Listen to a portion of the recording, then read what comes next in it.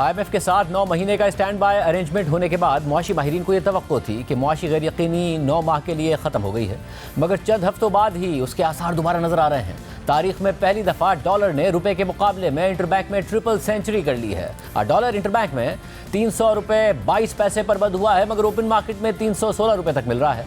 और IMF की शर्त है कि 5 दिनों में ओपन मार्केट और इंटरबैंक के रेट का औसत फर्क 1.25% यानी तकरीबन 4 रुपये से ज़्यादा नहीं होना चाहिए।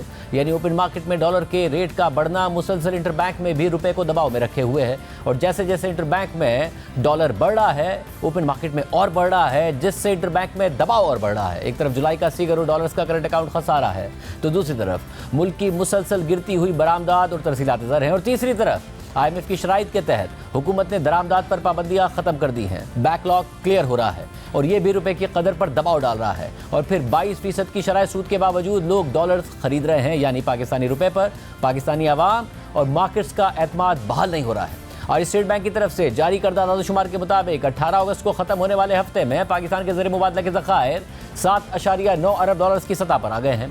और इस सब में मसला ये है कि आने वाले दिनों में IMF की अगली किस्त नवंबर में होने वाले रिव्यू के बाद मिलेगी।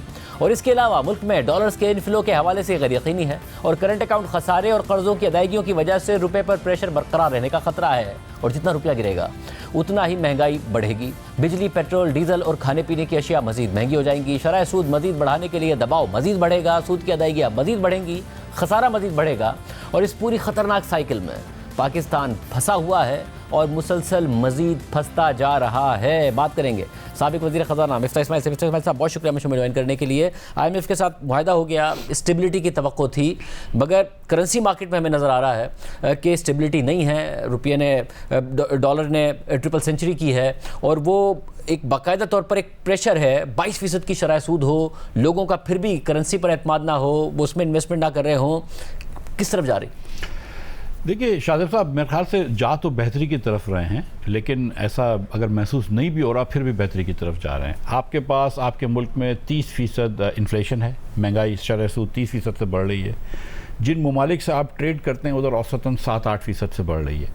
तो यही स्टैंड रखने के लिए हमको 22-23% हर साल हमारी करेंसी डिवैल्यू होगी, जो तकरीबन 6 रुपये महीना हो गया।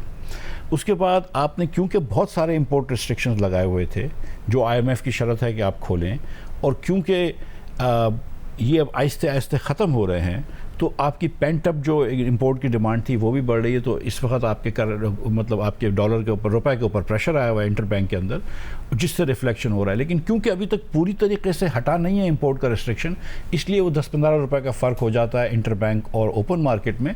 लेकिन जैसे 2-3 महीने में आप देखेंगे कि अगर इंपोर्ट के ऊपर रिस्ट्रिक्शन ख़त्म हो जाते हैं तो ओपन मार्केट और इंटरबैंक का जो डिस्टेंस है वो बहुत कम हो जाएगा। मगर ये डिस्टेंस इस तरह कम होगा कि ओपन मार्केट और ऊपर चला जाएगा और इंटरबैंक उसके करीब चला जाएगा, या कम से कम एडजस्टमेंट दूसरी तरफ होगी? क्योंकि 1.25% की शर्त रखने के लिए ओपन मार्केट बढ़ती है, इंटरबैंक उसको चेज कर रहा होता है।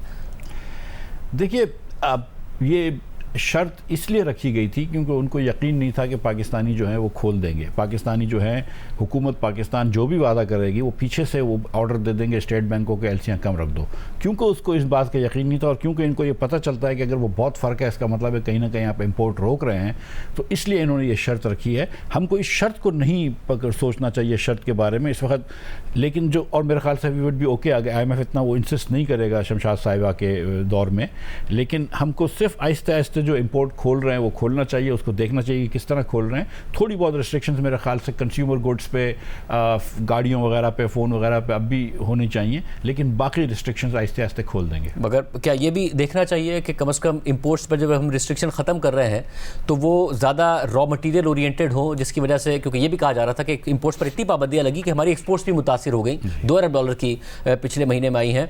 हालांकि हमने देखा है कि जो रीजनल कंट्रीज़ हैं उनकी एक्सपोर्ट्स नहीं गिर रही, हमारी गिर रही हैं। कि एक्सपोर्ट्स उससे बढ़ती नजर आएंगी, या आपको लग रहा है कि एक्सपोर्ट्स नहीं बढ़ रही? एक्सपोर्ट्स में इंपोर्ट का इनपुट तो होता है, और एक्सपोर्ट्स के अंदर ज़ाहिर है कि यहाँ की जो महंगाई है उसका भी देखना होता है। बिल्कुल इसमें कोई डाउट नहीं है कि जब हमने आर्टिफिशियली रुपए को रोका हुआ था पिछले 229-30 पे, तो उससे एक्सपोर्ट कम हुई थी, रेमिटेंस भी कम हुई थी, लेकिन मेरे ख्याल से आहिस्ते आहिस्ते वापस आ जाएगी। एक और जो अंसर था कि उस वक्त जब डिफ़ॉल्ट के बड़े बादल छाए हुए थे तो बायर भी ज़रा सा घबराया हुआ था पाकिस्तान से। अब बायर्स भी वापस आ रहे हैं। मेरे ख्याल से ये 1-2 महीने के अंदर these things will sort it out. ख़ास तौर पर अगर ये IMF का पहला ये रिव्यू हो जाता है, और ये याद रहे कि हमको अगले प्रोग्राम में भी जाना होगा IMF के। ये काफ़ी नहीं है कि आप ये प्रोग्राम कर लें, और जब तक आप वो प्रोग्राम में नहीं जाएंगे आप मतलब एक सही रास्ते पर नहीं पहुँचेंगे। जी, तो आपने कहा कि ज़ाहिर है हमारी जो इन्फ्लेशन है उसका जो डिफरेंस है, जितना डिफरेंस होगा उतनी हमारी करेंसी गिरेगी, उसी तरीके से हम कंपेटिटिव रहेंगे। मगर ये भी एक साइकिल है जिससे हम निकल नहीं पा रहे हैं। हमारी करेंसी गिरती है, उससे इन्फ्लेशन बढ़ती है, करेंसी मजीद गिरती है, और इसी साइकिल में और फिर उससे ज़ाहिर शरह सूद बढ़ती है, फिर उससे इंटरेस्ट कॉस्ट बढ़ती है, उससे खसारे बढ़ते हैं, महंगाई, पेट्रोल, डीजल, बिजली सब बढ़ती रहती है, सर्कुलर रेट बढ़ता है।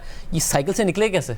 ये एक बड़ी विशेष साइकिल है जो आपने बताई कि इंटरेस्ट रेट बढ़ जाए, अगर महंगाई बढ़ जाती है तो डिवैल्यूएशन होती है, तो मज़ीद चीज़ें महंगी हो जाती हैं। इसको निकलने का एक ही तरीका है कि जो मनी सप्लाई बड़ी तेज़ी से बढ़ रही है उसको रोका जाए। मनी सप्लाई को रोकने का एक तरीका तो इंटरेस्ट रेट बढ़ाना है, लेकिन जिससे और मईशत स्लो हो जाती है। लेकिन जो अच्छा तरीका है, जो ऐसा तरीका है, वो ये है कि हमारे पास इस वक्त फिस्कल डेफिसिट बहुत ज़्यादा है। जो असल मसला है वो ये मॉनेटरी पॉलिसी का नहीं है, वो फिस्कल पॉलिसी का है। आपका डेफिसिट अगर 8,000 अरब रुपए का हो, आप टैक्स जितना जमा कर रहे हैं इससे ज़्यादा आप सूद दे रहे हैं, तो आप वहाँ फंसे हुए हैं। जब तक कि आप अपना डेफिसिट श्रिंक नहीं करेंगे, आपका फिस्कल डेफिसिट श्रिंक नहीं करेंगे, आपका करंट अकाउंट डेफिसिट श्रिंक नहीं होगा, आपके डॉलर की कंजम्पशन खपत कम नहीं होगी। तो जो पहला काम हुकूमत को करना चाहिए कि वो अपने वहाँ पे अखराजात कम करें या टैक्स बढ़ाएं, वहाँ पे डेफिसिट कम करें या NFC अवार्ड वगैरह को देखें। जब वहाँ पे ये देख लेंगे और डेफिसिट कम हो जाएगा तो खुद ब खुद यहाँ पे फिर आप वो वाइशियस साइकिल से निकल जाएंगे और एक वर्चुअस साइकिल में चले जाएंगे। मगर अब IMF के आप प्रोग्राम में होते हैं, IMF कहता है आपने इंटरेस्ट रेट पॉजिटिव रखने हैं, ना भी हो तो 22% की सतह है, शायद दोबारा प्रेशर आएगा, उससे ज़ाहिर सूद की अदायगियाँ बढ़ती हैं। हमने देखा पिछले साल में 7,000 अरब रुपए से तजावुज़ कर गई, तो फिर वो एक साइकिल है जिसका ये हिस्सा है। तो सूद की अदायगियाँ कम करने के लिए इंटरेस्ट रेट्स कम करने के लिए IMF नहीं मानता है, ये कैसे निकलेगा? देखिए, एक तो इस वक्त याद रखें कि पाकिस्तान में 30% का महंगाई है और 22% का डिस्काउंट रेट है, तो आपका नेगेटिव इंटरेस्ट रेट चल रहे हैं, ठीक है। अब इसमें एक मसला ये होता है कि फूड इन्फ्लेशन 40% है, अदर गुड्स का इन्फ्लेशन 20% है, तो जो मैन्युफैक्चरर्स आपके लिए जो कर्ज लेते हैं वो उनके सामने 20% इन्फ्लेशन है, तो इसलिए वो कह रहे हैं कि हमारे ऊपर 3-4% पॉजिटिव इन्फ्लेशन है, पॉजिटिव इंटरेस्ट रेट से, तो हमको मसला आ रहा है। I can see understand the problem.